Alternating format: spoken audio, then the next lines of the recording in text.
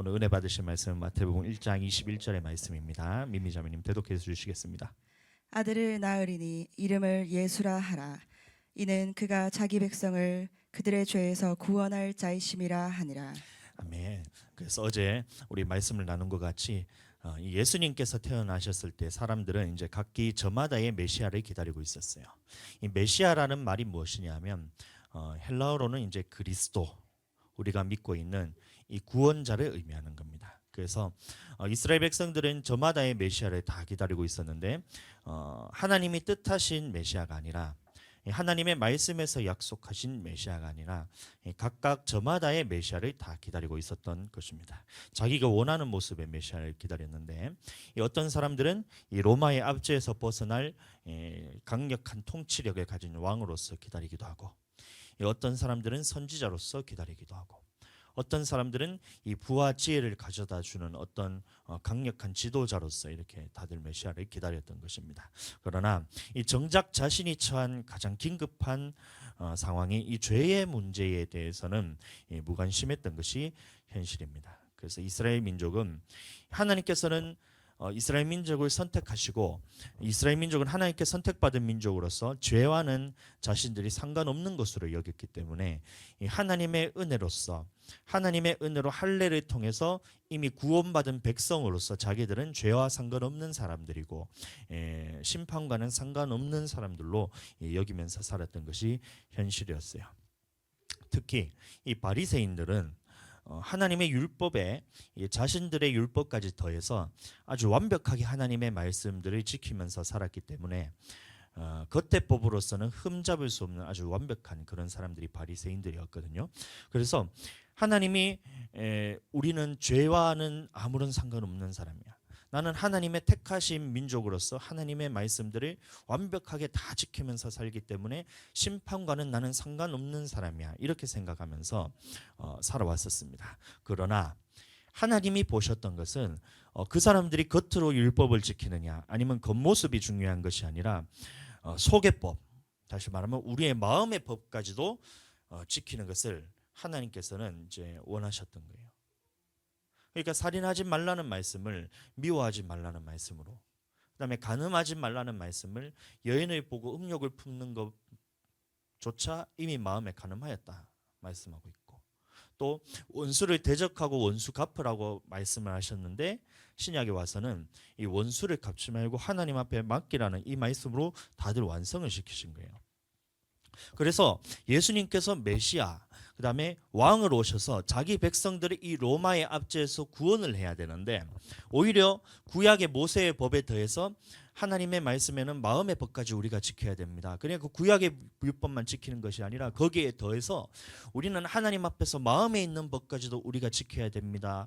이거 해라, 미워하지도 말라 그러고, 음욕도 품지 말라 그러고, 탐심도 품지 말라 그러고, 원망하지 말라 그러고, 그 다음에 자기 마음에 있어서 이렇게 사람들 앞에 분이 났을 때 분을 내지 말라 그러고, 이러니까 바리새인들의 입장에서는 이 예수님이 꼴사나올 수밖에 없었던 것입니다. 왜 그러면 자기들은 겉으로는 율법에 대해서 아주 흠잡을 것 없이 완벽하게 다 지켰는데 예수님이라는 사람이 나타나셔서 하시는 말이 왕으로서 메시아를 기다렸는데 이거 하지 마라, 저거 하지 마라, 또 이거 해라, 저거 해라, 이렇게 얘기하니까 이 바리새인들 입장에서는 예수님이 아주 꼴사나올 수밖에 없었던 거예요. 이 자신들은 세상에서 가장 거룩하고 하나님이 아주 가장 특별하게 선택하셔서 부르심을 받았고, 이 가장 특별한 하나님의 은혜를 받아서 말씀을 받아서 문자 그대로 지키고 있는데 그게 아니다, 예수님이 오셔서 말하는 게 마음의 법까지도 지켜라? 그리고 우리가 구원받지 못한 백성이라고? 우리가 죄인이라고? 내가 아브라함의 자손인데, 내가 택함 받은 자손인데 내가 죄인이라고? 이렇게 생각해요. 그러니까 바리새인들의 입장에서는 예수님이 아주 자기들에 대해서는 신성모독과 같은 그런 사람으로 보였던 거예요. 그래서 예수님을 계속해서 핍박을 했어요. 오늘날도 마찬가지입니다. 우리는 이 예수님은 우리의 죄를 용서하기 위해서 이 땅에 오셨습니다. 2000년 전에 예수가 우리와 무슨 상관이 있어? 2000년 전에 태어났던 그 예수가 도대체 나랑 무슨 상관이야? 이렇게 생각할 수 있지만 예수님께서 2000년 전에 오셔서 우리의 모든 죄를 담당하시고 이 죽으신 그 사건을 통해서 그 이후로는 이것을 믿는 자마다 예수님을 그 죄를 사하셨다는 것을 믿는 자마다 동일하게 우리 속에 있는 이 모든 죄에서는 용서를 받았다, 이것을 우리에게 선포를 하신 거예요. 그래서 우리의 이 죄에 대해서 문제를 믿는 자들에게는 누구나 다 구원받을 만한 이름으로써 구약에 있었던 이스라엘 민족들처럼 이제는 우리의 하나님의 백성이 어떻게 되냐면 예수님을 나의 주로서, 예수님께서 나의 죄를 저의 죄의 문제에 대해서 해결하셨다, 이것을 믿음을 통해서 예수님을 나의 주인으로 모십니다라는 이 믿음을 통해서 하나님의 백성이 되는 이 통로를 우리에게 열어주셨던 거예요. 2000년 전에 예수가 죽었던 그 사건이, 태어나셔서 우리의 죄를 담당하셨던 사건이 오늘날 우리에게도 동일하게 역사하는 것입니다. 예수님을 믿기만 하면 우리는 하나님의 백성이 되고 하나님께서 우리의 죄를 모든 것을 다 깨끗하게 도말시켜서 하나님 앞에서 의롭다고 칭함을 받고 하나님의 백성이 될 수가 있는 거예요. 사도행전 4장 12절 말씀 한번 읽어주시겠습니다. 다른 이로서는 구원을 받을 수 없나니 천하 사람 중에 구원을 받을 만한 다른 이름을 우리에게 주신 일이 없음이더라 하였더라. 예, 사도행전 16장 31절 말씀 한번 다시 읽어주시겠습니다. 이르되 주 예수를 믿으라. 그리하면 너와 내 집이 구원을 받으리라 예, 하고. 그래서 예수님을 믿는 이 사건을 통해서 우리가 예수님을 믿음을 통해서 너뿐만이 아니라 주 예수를 믿으라. 그리하면 너와 내 집이 구원을 받으리라 하시고, 그래서 예수님이 2000년 전에 죽으셨다, 예수님이 2000년 전에 태어나셨다, 이 사건이 지금 나와 어떻게 상관이 있냐면 예수님이 나의 모든 죄를 해결하시기 위해서 태어나시고 나의 모든 죄의 문제를 지시고 십자가 가운데 예수님이 돌아가셨다, 그리고 나의 죄의 문제는 이미 예수님이 죽으심을 통해서 해결을 받았다, 이것을 내 마음에 믿는 자마다 하나님께서 우리에게 구원을 약속하신 거예요. 2000년 전에 예수가 나와 상관없는 것이 아니라 그 사건이 내게 믿어지는 순간 이미 내게 있던 이 모든 죄의 문제들은 예수님께서 이미 합법적으로 사해 주셨다. 그리고 우리는 하나님 앞에서 죄의 문제가 해결받은 하나님의 백성이 되었다, 이것을 선포하신 겁니다. 천하 만민이 이제는 이스라엘 민족이 아니더라도 구약에서는 이스라엘 민족만 구원을 받을 수가 있었어요. 그러나 예수님이 오심을 통해서 이제는 천하 만민의 누구라도 예수님을 믿는 사람이라면 누구나 하나님의 백성이 되는, 하나님의 자녀가 되는 이 권세를 우리에게 주셨던 것입니다. 요한복음 1장 12절. 영접하는 자 곧 그 이름을 믿는 자들에게는 하나님의 자녀가 되는 권세를 주셨으니. 예, 그래서 우리가 예수님을 나의 주로 고백합니다. 영접합니다. 영접이라는 것이 뭐냐면 누군가 높으신 분들이 왔을 때 이 사람을 우리 집에 모실 때에 가장 높으신 자리를 이제 내어드리는 거예요. 이게 영접이라 그러잖아요. 그러니까 예수님이 오셨을 때 나의 있던, 내 마음속에 있던 주인 되었던 나의 자리를 예수님이 오심을 통해서 그 자리를 주님께 내어드립니다. 주님이 나의 주인이 되어 주시옵소서. 딱 영접하는 순간 우리는 존재 자체가 어떻게 변하냐면 하나님의 자녀가 되는 거예요. 하나님의 자녀가. 자, 그런데 중요한 것은 예수님의 시대와 마찬가지로 오늘날 예수님을 믿는 많은 사람들이 갖고 있는 잘못된 신념이 하나 있어요. 이것이 신념인데 믿음이라 생각하면서 자기가 잘못된 신념을 다들 갖고 있는데, 예수님을 믿기만 하면 하나님의 택하심 받은 백성이기 때문에 이 구원은 절대로 빼앗기지 않는다. 나는 예수님 믿었기 때문에 나는 죄를 지어도 나는 이 구원에 대해서는 절대로 빼앗기지 않고 천국에 대해서는 보장받았다, 이렇게 믿는 잘못된 신념이 있어요. 더 희한한 건 구약의 바리새인들은 하나님께서 말씀하신 율법이라도 겉의 법이라도 다 지키면서 살았는데, 오늘날 예수님 믿는다고 하는 사람들은 율법조차 지키지 않으면서, 하나님이 말씀하신 말씀조차 지키지 않으면서, 속의 법은 물론이거니와 겉의 법도 지키지 않으면서 살아가는 모습들을 우리가 많이 볼 수가 있어요. 그리고 그것을 지키는 것을 이상한 것으로 생각합니다. 이 죄라는 것은 우리가 겉으로 짓는 죄도 있지만 살인이나 간음이나 도둑질이나 이런 것들을 우리가 다 겉으로 짓는 죄들이잖아요. 이런 세상 법들도 기초는 다 어디서부터 나왔냐면 이 성경으로부터 나왔어요.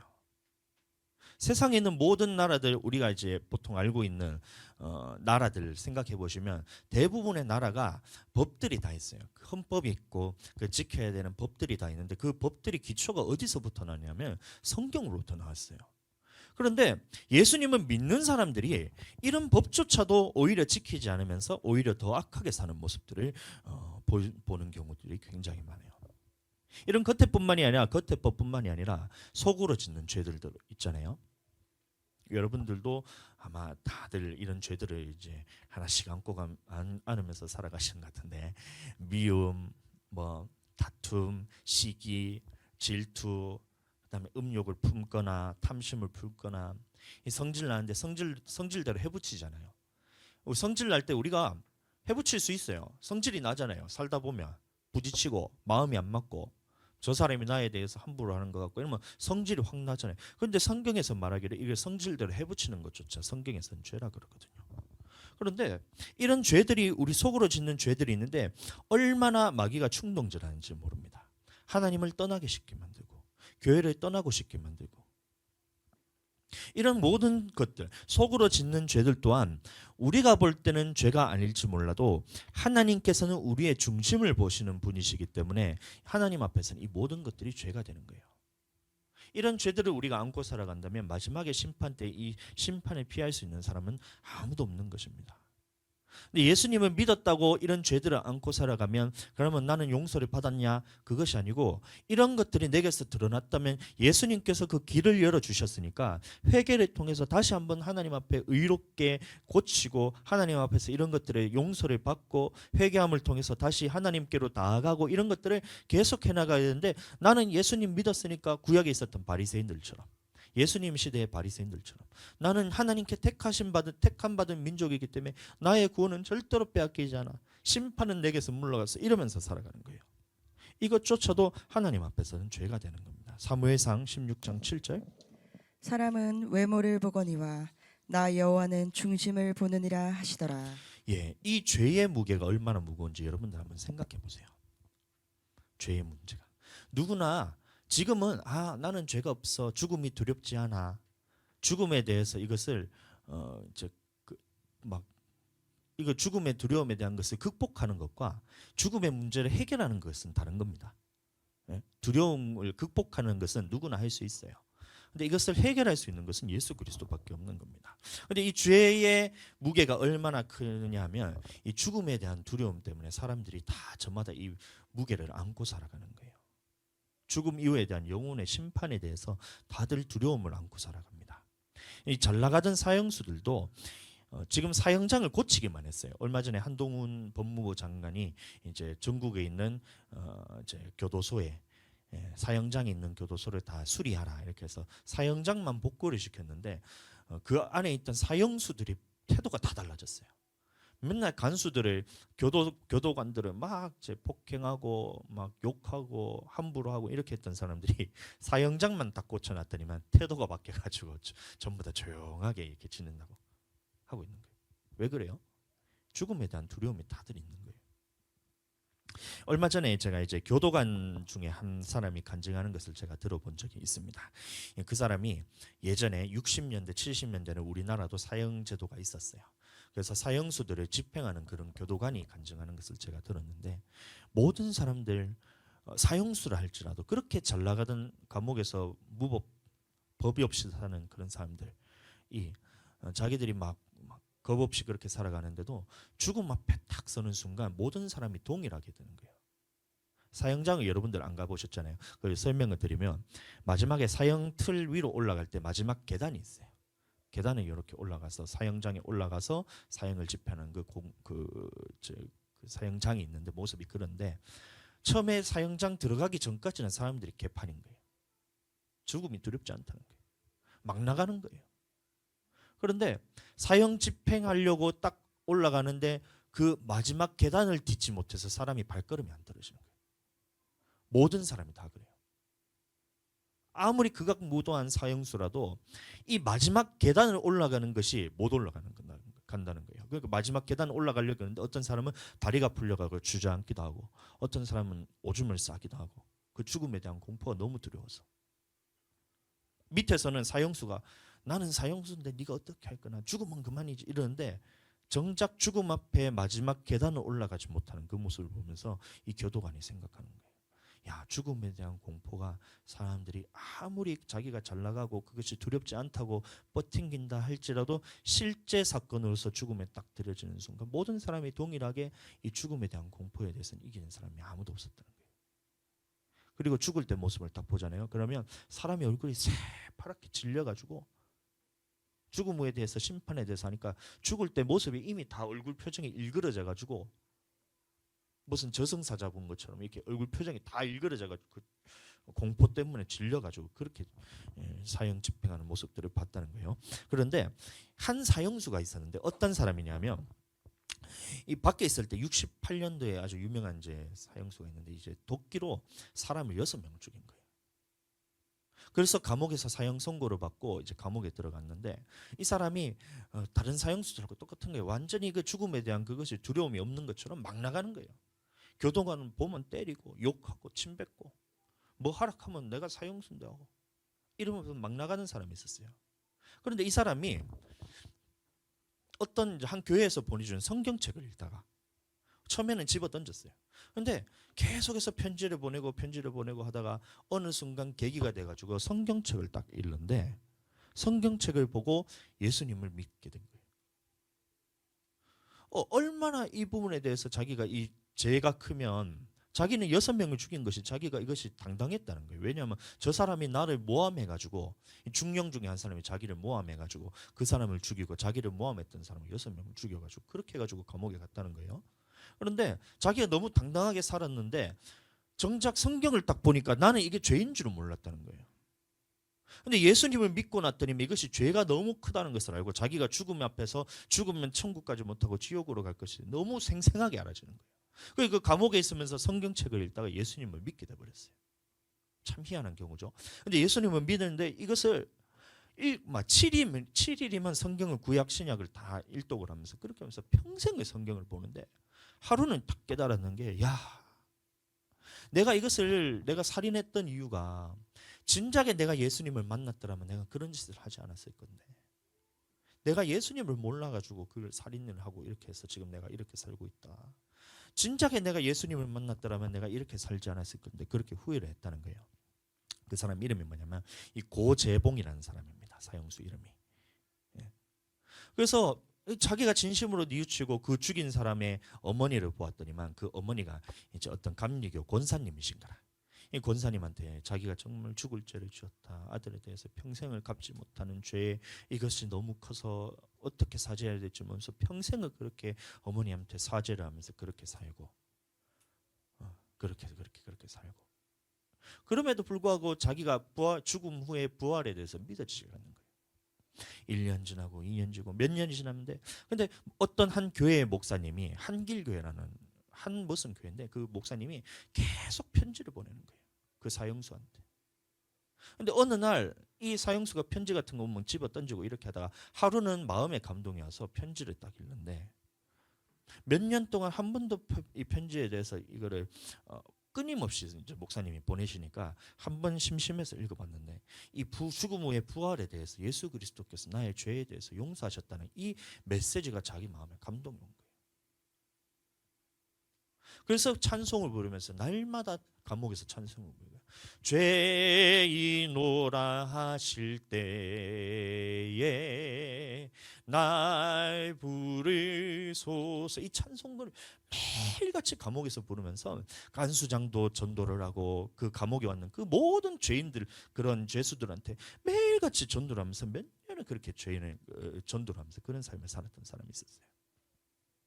그리고 마지막에 사형장 집행장에 올라갈 때 계단에 올라갈 때 간수장들한테 대표한테 이제 얘기를 해서 부탁이 하나 있다. 나에게 한 번만 기회를 달라. 무슨 기회냐? 내가 이 앞에서 모든 사람들한테 예수님을 전하고 죽고 싶다. 그래서 간수장한테 부탁을 해서 간수장이 그걸 허락을 해줬어요. 그래서 1,800명이나 되는 그 죄수들 앞에서 그 교도관 앞에서 마지막으로 자기의 죄에 대해서 자복하고 내가 이런 죄인이었다. 내가 예수님을 믿지 못해서 믿었었으면 내가 이런 죄를 안 지었을 건데 예수님을 믿지 못해서 이런 죄를 지었었다. 그것이 너무나 크고 너무나 이 죄를 지었던 것이 원통하다. 여러분들도 예수님을 믿어라 이러면서 그 사람들 앞에서 전도를 한 거예요. 그래서 그 순간에 막 수백 명이 예수님을 믿고 돌아서는 그런 사건이 있었어요. 그리고 사형틀에 올라갈 때 모든 사람이 다 죽음 앞에서는 솔직해진다 그랬잖아요. 아무리 잘 나가던 막 나가던 사형수라도 마지막 사형틀 계단을 하나를 올라가지 못해서 다리가 안 떨어지는 거예요. 근데 그 사형수가 마지막에 간수장한테 얘기하는 거예요. 간수장이 이제 물어봅니다. 이제 마지막으로 할 말이 있으십니까? 이러보니까 그 고재봉이라는 이 사형수가 얘기하는 것이 뭐냐면, 이 검찰관님, 제가 사형틀에 올라갈 때 제가 웃을 때 방아쇠를 당겨주세요. 이렇게 얘기하는 거예요. 그 사람이 사형 집행을 당할 때는 웃으면서 사형 집행을 당했어요. 모든 사람이 죽음 앞에서 다 솔직해지는 거예요. 여러분들도 지금은 야, 죽음 후에 무슨 심판이 있어? 내가 죽음 후에 내가 지금 이 정도만 잘 살았지. 내가 겉으로 드러났을 때는 드러난 죄들이 없잖아요. 감옥에 갔다 온 것도 아니고, 내가 누구를 함부로 대한 것도 없고, 내가 욕을 하나? 저도 욕을 안 해요. 제가 예수님 믿고 제가 욕을 안 해본 지가 지금 20년이 넘었는데 욕을 하려고 하면 이게 더 이상해요. 나는. 여러분들은 안 그러세요? 욕하는 게 더 좋으세요? 근데 그런 것처럼 겉으로는 내가 이게 이제 별로 죄가 드러나지 않을 줄 몰라요. 그러나 내 속에 있던 것들이 이게 얼마나 드러나는 줄 몰라요. 저 안에는 여러분들보다 훨씬 더 많은 죄들이 드러나고 있어요. 왜냐하면 목사이기 때문에 하나님께서는 이걸 목사라는 이 사람을 더 만들고 다듬어야 되기 때문에 더 많은 것들이 드러나요. 여러분들보다 훨씬 더 많은 죄가 내 안에 드러나는 거예요. 하나님 앞에 딱 섰을 때 우리 안에 이런 죄들이 딱 드러났을 때 이것을 어떻게 감당하겠냔 말이에요. 예수 그리스도밖에 없다는 겁니다. 예수님을 믿는 사람들에게는 이 죄의 문제가 해결되는 거예요. 그래서 이 사람들이 죽음 앞에 섰을 때 우리의 영혼은 솔직해지는 거예요. 내가 겉으로 지었던 이런 죄들뿐만이 아니라 내 속에서 짓는 이 죄들까지도 하나님 앞에 설 때는 밝히 드러나는 거예요. 마태복음 1장 21절 아들을 낳으리니 이름을 예수라 하라. 이는 그가 자기 백성을 그들의 죄에서 구원할 자이심이라 하니라. 다시 한 번만 읽어주세요. 아들을 낳으리니 이름을 예수라 하라.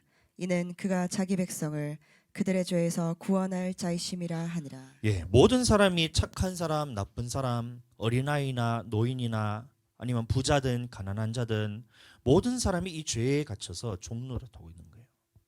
그때에 예수님께서 이 땅에 오신 이유는 무엇이냐면 우리 스스로 해결할 수 없는 이 죄의 문제를 피 흘려 죽으심을 통해서 해결하시고 우리가 하나님과 다시 하나가 되게 하기 위해서, 하나님과의 관계를 회복하시게 하기 위해서 예수님이 이 땅에 오셨다는 거예요.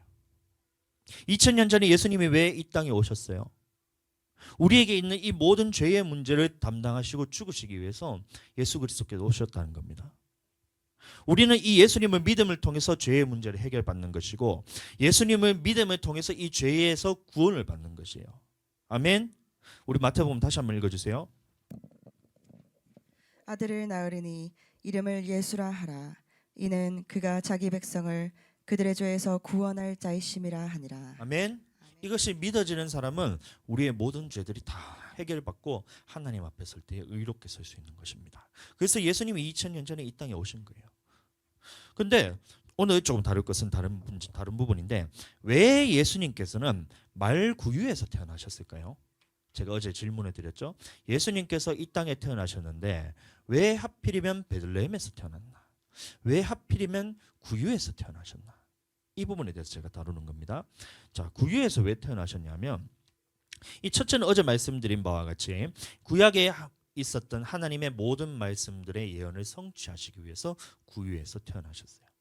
그러니까 스스로 자기를 낮추시고 말씀에 순종하시면서 죽기까지 복종하시면서 십자가에 죽으시기 위해서 하나님 앞에서 모든 것을 자기를 낮추신 것처럼 하나님께서는 이 의미가 있다 그랬어요. 왜 구유에서 태어났냐? 왜 하나님께서 이 의미를 담고 있냐면, 예수님이 우리에게 어떤 모습으로 오셨는지에 대한 이것을 우리에게 보여주시기 위해서 구유에서 태어나신 거예요. 예수님이 태어나신 장소가 바로 구유입니다. 구유. 그래서 어제도 말씀드린 것처럼 구유라 생각하면 우리가 말먹이통 요거를 생각할 수가 있어요. 이따가 뮤지컬도 보겠지만 뮤지컬에도 보면 그거를 어떻게 표현했냐면 짐승들 먹는 먹이통을 이렇게 해가지고 지푸라기 깔아가지고 이렇게 묘사를 그렇게 해놨습니다. 이게 세계적인 거짓말이라고 제가 말씀을 드렸어요. 이건 지극히 로마 카톨릭적인 이해에서 비롯된 겁니다. 그래서 조금 이 풍습에 대해서 제가 말씀을 드리면, 이 당시 유대인들의 이 풍습 중에 하나는, 전통 중에 하나는 뭐냐면 이 파스카라는 절기가 있어요. 유월절 절기가 있는데 이 파스카 제사를 드리기 위해서 이 양을 준비해야 됩니다. 양. 근데 이 양의 조건이 뭐냐면 1년 되고 흠없는 양이에요. 1년 되고 흠없는 양. 자, 근데 그 흠없다는 말이 무엇이냐면 발에 상처가 하나도 없어야 되고 양털이 찢김이 하나도 없어야 되고 이래야 된다는 거예요. 그러니까 길을 가다가 양을 풀어놨더니만 지가 길을 가다가 돌뿌리에 걸려서 발가락이 깨져버렸다. 이러면 흠이 있기 때문에 하나님 앞에 드리지를 못해요. 근데 지가 풀어놨더니만 돌아다니다 가시덤불에 끌혀갖고 양털이 상해버렸다. 그럼 이게 흠이 있기 때문에 하나님 앞에 드리지를 못하는 거예요. 물을 마시다가 갑자기 옆에 양이 쳐가지고 툭 쳐가지고 얼굴이 상처가 나쁘다. 그럼 하나님 앞에 드리지를 못하는 거예요. 그러니까 유대인들은 이 파스카 제물로서 바쳐져야 하는 양을 준비하기 위해서 어떻게 하냐면 이것을 자기 자식과 같이 기르는 거예요. 옛날에는 우리 개들 키울 때 보면 마당에다 풀어놓고 키우지만 요새는 개들을 다들 자기 집안에 해가지고 막 상점 모시든지 침대도 비켜줘야 되고 이렇게 하잖아요. 근데 이때 마찬가지로 이 파스카 제물로서 바쳐져야 되는 양을 어떻게 길러야 되냐면 이 자기 자식과 같이 품에서 놓지 않는 거예요. 그러니까 양들을 일반적인 양으로 풀어놓는 그런 이제 양무리에다 풀어놓는 것이 아니라 이 파스카 제물로서 바쳐지는 양들은 이 집 안에 한 귀퉁에다 무엇을 마련해 놓냐면 그 양을 묵을 수 있는 양을 기를 수 있는 이 방은 아니지만 조금 이런 구덩이 같은 것을 파서 그것을 구유로서 만들어서 거기서 키우는 거예요. 이해가 되세요? 몰랐죠? 알고 있어요. 제가 말씀드렸나 보네. 예. 그 뮤지컬 영화를 보시면 그 예수 뮤지컬 우리가 영화 볼 때 보면 성전 청소할 때 보면 예수님이 막 상을 엎으시기 전에 보면 막 상인들이 막 물건들을 갖다 팔잖아요. 그때 어떤 한 상인이 말하기는 뭐라 얘기냐면 막 양을 이렇게 안고 말한 거예요. 얘 다리를 보자기에 싸가지고 한 번도 땅을 딛지 않는 흠없는 파스카 양 사세요 이렇게 하면서 들어보셨어요 그 장면? 어떤 제사장이 보증했는 양입니다 하면서 양을 이렇게 안고 양 네 다리에다가 보자기를 싸가지고 이렇게 안고 있어요. 그런 모습이 있거든요. 그게 뭐냐면 이 1년 동안 자기 아들과 같이 한 번도 땅을 딛지 않을 만큼 그렇게 귀하게 양을 이렇게 키웠다는 거예요. 그리고 그 양을 묵었던 곳이 바로 구유라는 곳인데 그것이 집안 한 귀퉁이에 있는 그 구유란 거예요. 말먹이통이 아니라. 다시 말하면 예수님께서 오셨는데 그 말이 아니고 예수님께서 오셨는데 구유에서 태어나셨다는 말은 뭐냐면 예수님께서는 이 유월절 제물로서 우리에게 오셨다는 거예요. 파스카 제물로서 우리에게 오셨다는 거예요. 그러니까 이스라엘 백성들에게는 이 속죄제 제사를 하나님께서 받으시냐 받지 않느냐에 따라서 우리의 1년 동안 지었던 죄가 해결되느냐 해결되지 않느냐 이것이 결정되기 때문에 이 양에 대해서 얼마나 그렇게 귀하게 길렀는지 몰라요. 그래서 이런 키우기 위한 공간으로서 구유란 곳을 마련해서 그곳에 키우는데 이게 와전돼서 표현이 됐지만 예수님이 구유에 오셨다 이 말은 뭐냐면 예수님이 우리를 위해서 낮은 자리에 오셨다 먹이통으로 오셨다 이것도 은혜는 되지만 그것은 이제 하나님의 말씀은 아니에요. 구유로 오셨다는 말은 뭐냐면 이 파스카 제물로서 우리에게 죄를 해결하시기 위해서 오셨다 이 말인 것입니다. 흠도 없고 허물도 없고 하나님께 속죄 제물로서 바쳐지기 위해서 제물로서 우리에게 오셨다 이 말의 의미를 담고 있는 거예요. 아멘. 마태복음 1장 21절 다시 한번 읽어주세요. 아들을 낳으리니 이름을 예수라 하라.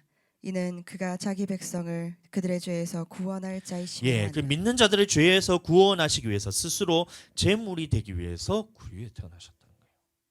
아멘. 오늘 성탄절을 맞아서 예수님이 이 땅에 오신 이유에 대해서 여러분들 더 깊이 생각할 수 있는 그런 기회가 되시기를 예수님 이름으로 축복합니다. 자, 그러면 두 번째 예수님이 오신 이유는 왜 예수님은 하필이면 이 작은 도시인 베들레헴에서 태어나셔야 되나? 이거예요. 오늘 아침에 뉴스를 보니까 이 가자 지구의 그 전쟁 때문에 지금 베들레헴이 평소의 성탄절과 다른 분위기다 이러면서 평소의 성탄절에는 베들레헴이 난리가 납니다. 거기 예수님 탄생교회가 있거든요. 그러니까 보면 삐까번쩍하게 다 막 달아놓고 이렇게 하는데 오늘 이번에는 성탄절이 전부 다 장례식 분위기죠. 그렇게 돼 있다. 그렇게 얘기하고 있어요. 이 베들레헴이 히브리어인데 이 말을 우리말로 번역을 하면 빵집이라는 뜻입니다. 베드가 뭐냐면 집, 레햄이 뭐냐 빵의 집 이런 뜻이에요. 그러니까 예수님은 우리에게 그러면 어떤 모습으로 오셨나요? 빵으로 오셨던 거예요. 우리말 성경에는 이 빵을 다 뭘로 번역을 해냐면 떡이라 번역되어 있습니다. 우리나라 문화에 맞춰서 번역을 해놨는데 번역이 아니라 이 반역을 해놨어요. 보시면 이 원래는 이게 떡이 아니라 빵입니다. 빵. 이스라엘 사람들은 떡을 안 먹습니다. 빵을 먹지. 그래서 사람이 떡으로만 살 것이 아니요 아버지 입에서 나오는 모든 말씀으로 살 것이냐 이 말도 빵이 아니라 떡이 아니라 원래는 빵으로 해석이 돼야 돼요. 번역이 돼요. 그 하늘로서 내려온 산떡이라 했을 때도 이 떡이 아니라 빵으로 해석돼야 됩니다. 자, 그러면 예수님이 이 땅에 태어나신 이유는 다시 말하면 베들레헴으로 오셔서 그곳에서 태어나셨던 이유는 뭐냐면 바로 빵으로서 우리에게 먹이기 위해서 예수님이 태어나셨다라는 의미를 담고 있는 거예요. 요한복음 6장 33에서 35절. 하나님의 떡은 하늘에서 내려 세상에 생명을 주는 것이라. 그들이 이르되 주여 이 떡을 항상 우리에게 주소서. 예수께서 이르시되 나는 생명의 떡이니 내게 오는 자는 결코 줄이지 아니할 터요 나를 믿는 자는 영원히 목마르지 아니하리라. 예, 예수님이 말씀하시는 그래서 말씀하시기를 나는 하늘로서 내려온 살아있는 떡 이렇게 얘기하는 거예요. 요한복음 6장 51절. 나는 하늘에서 내려온 살아있는 떡이니 사람이 이 떡을 먹으면 영생하리라. 예, 하늘로서 내려온 살아있는 떡. 이것이 떡이 아니라 빵이라 그랬습니다. 그래서 베들레헴에 태어나실 수밖에 없었다는 거예요. 이 말씀하신 후에 예수님께서는 만나의 비유를 하십니다. 이 만나의 교훈은 우리가 알다시피 이 교훈은 사람이 떡으로만 사는 것이 아니요 아버지 입에서 나오는 모든 말씀으로 사는 것이니라라고 이렇게 우리가 만나의 교훈을 알고 있어요. 그럼 예수님이 살아있는 떡으로 오셨다는 것은 뭐냐면 이 구약에 있었던 만나와 마찬가지로 예수님이 산떡으로 오셨는데 예수님의 입에서 나오는 모든 말씀으로 너희가 살아야 된다라는 것을 우리에게 결론으로 보여주셨다는 거예요. 그래서 예수님이 베들레헴에 태어나셨다는 겁니다. 요한복음 6장 63절. 살리는 것은 영이니 육은 무익하니라. 내가 너희에게 이른 말은 영이요 생명이라. 예, 그래서 예수님이 말씀하시기를 앞에서는 실컷 떡의 비유 하늘로서 내려온 산떡이라 그러고 만나의 비유를 하면서 계속해서 이렇게 나오면서 결론을 내린 것이 뭐냐면 살리는 것은 영이니 육은 무익하니라. 내가 너희에게 이른 말이 영이요 생명이라는 거예요. 그래서 우리는 예수님을 믿었을 때에 믿는다는 그 의미는 예수님이 나의 모든 죄를 해결하셔서 2000년 전에 예수님이 오셔서 우리의 모든 죄를 해결하셨구나 이것을 믿을 뿐만이 아니라 예수님이 하신 모든 말씀이 나에게 생명이구나. 예수님이 하신 모든 말씀이 나에게 영이구나. 성령께서 하시는 말씀이구나. 이것을 믿으면서 살아야 되는 것을 우리가 같이 그것의 의미를 깨달아야 된다는 거예요. 예수님이 2000년 전에 오셔서 왜 우리에게 오셨나요? 첫 번째는 우리의 모든 죄를 사하기 위해서. 아들을 낳으리니 이름을 예수라라. 이는 그가 그들의 백성을 죄에서 구원하게 하시기 위함이다. 두 번째는 뭐냐면 예수님께서 이 땅에 오신 이유는 베들레헴에 태어나셔서 우리에게 빵으로서 먹이기 위해서 태어나셨다. 그러면 이 빵이 무엇이냐면 예수님이 하신 말씀이다. 그러니까 우리는 예수님이 하신 말씀대로 살게 하기 위해서 예수님께서 이 땅에 오셨다는 거예요. 그런데 이 떡을 먹으라는 말씀, 이 하나님의 말씀, 예수님이 하신 말씀에 순종하라는 이 말씀을 들었을 때에 수많은 제자들이 그때부터 떠나기 시작해요. 이 말씀을 하기 전에 어떤 장면이냐면 오병이어의 사건이 있었거든요. 보리떡 5개와 물고기 2마리로서 5,000명을 먹이신 그 사건이 있었는데 그 사건이 있었을 때 예수님을 따라왔던 수많은 제자들이 있었어요. 5,000명이 넘는 제자들이 예수님을 따라왔어요. 그런데 예수님이 갑자기 이 말을 하는 거예요. 나는 너희에게 떡을 주러 온 것이 아니라 하늘로서 내려온 산떡이니까 너희는 내게서 나오는 말씀으로 살아야 돼. 이 말을 딱 듣는 거예요. 해버리는 거예요. 그러니까 5,000명이 넘는 제자들 중에서 12명 빼고는 다 떠나갔어요. 그때 예수님이 제자들에게 묻습니다. 너희도 가려느냐? 너희도 가려느냐? 그 마음을 참 보면 안타까웠을 것 같아요. 예수님을 따라왔던 사람들이 오병이어 사건 때는 수많은 사람들이 눈에 보이지 않을 정도로 5,000명이라는 사람들이 저 들판에 있다고 생각해 보세요. 근데 이 사람들이 너희는 예수님이 나는 산떡이니까 내에서 나오는 모든 말씀으로 살아야 돼. 하나님의 말씀으로 살아야 돼. 딱 하니까 12명 빼놓고 다 도망가 버리는 거예요. 야, 그때 제자에게 예수님이 물었을 때 너희도 가려느냐. 이때 베드로가 대답하는 것이 여러분들의 믿음의 고백이 되기를 축복합니다. 요한복음 6장 68절. 시몬 베드로가 대답하여 주여 영생의 말씀이 주께 있사오니 우리가 누구에게로 가오리까? 아멘. 영생의 말씀이 주께 있사오니 우리가 누구에게로 가오리까? 이런 말하고 있어요. 예수님이 이 땅에 오신 이유는 우리가 어떻게 영생을 얻을 수 있는지에 대해서 말씀하시기 위해서 이 땅에 오신 거예요. 그래서 첫 번째 2000년 전에 메시아를 기다렸던 이 택함 받은 이스라엘 민족은 예수님이 생명의 말씀으로 왔다 이렇게 했을 때 이 영생의 말씀을 다 버려버렸던 거예요. 오늘날 예수님의 재림을 기다리는 사람들, 이 택함 받았다고 자기 스스로 고백하고 있는 예수님 믿는 사람들도 수많은 크리스천들 역시 오늘날 예수님이 오신 참 의미에 대해서 깨닫지는 못하고 있는 것이 현실이에요. 그러니까 예수님께서 오신 이유는 첫 번째는 우리의 모든 죄를 사하시기 위해서 파스카 제물로서 유월절 희생 제물로서 우리의 죄를 사하기 위해서 오신 것이다.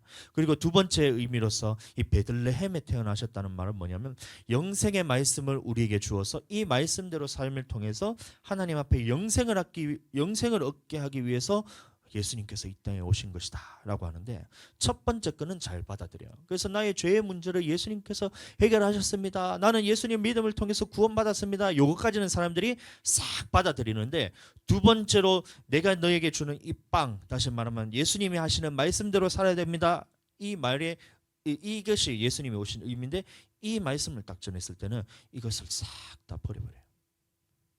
2000년 전에도 마찬가지입니다.